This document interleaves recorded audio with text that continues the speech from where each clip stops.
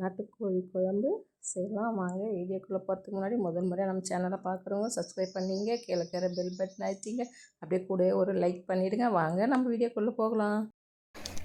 நாட்டுக்கோழி கறிங்க, சேவல் கறி, இது நம்ம குழம்பு வைக்கலாம். நம்ம போய் தாளிப்புக்கு ரெடி பண்ணலாம். காய்ச்சிட்டு கடுகு போட்டுக்கலாம்.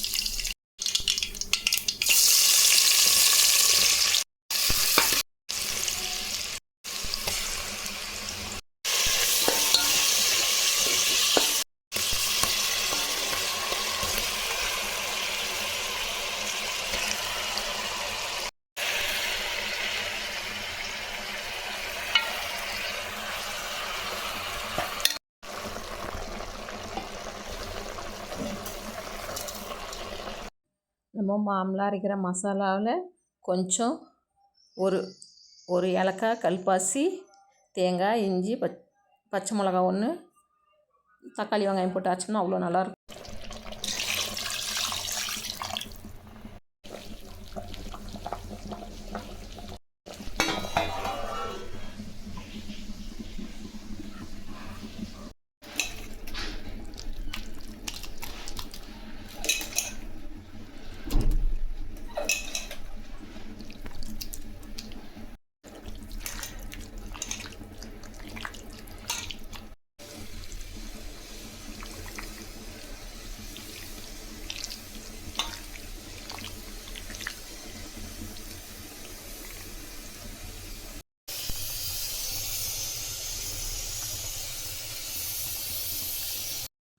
மூணு ஆட்டு மூளைங்க, இதில் முட்டை போட்டு பொரியல் பண்ணால் அவ்வளோ நல்லாயிருக்கும், டேஸ்ட்டாக இருக்குங்க.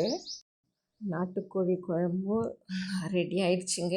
கூடவே ரசமும் வச்சாச்சுனாங்க, சாதமும் வச்சுட்டோம், சுட சுட சாதமும் ரெடியாக இருக்குதுங்க. நம்ம ஆட்டு மூளை எடுத்து வச்சோம் பாருங்கள், அதை முட்டையும் மிளகுத்தூளும் போட்டு கொஞ்சம் சால்ட்டு போட்டு பொரியல் பண்ணால் அவ்வளோ நல்லா இருந்துச்சுங்க.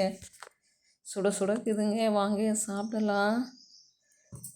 நீங்களும் இந்த ஆட்டு மூளையும் முட்டை போட்டு பொரியல் பண்ணி சாப்பிட்டு பாருங்கள், நல்லாயிருக்கும். என் சமையலை நிறைய பேர் பார்க்குறீங்க. இது உங்கள் ஃப்ரெண்ட்ஸுங்களுக்கெல்லாம் ஷேர் பண்ணுங்கள் இந்த வீடியோவை. நம்ம அடுத்த வீடியோவில் சந்திக்கலாங்க.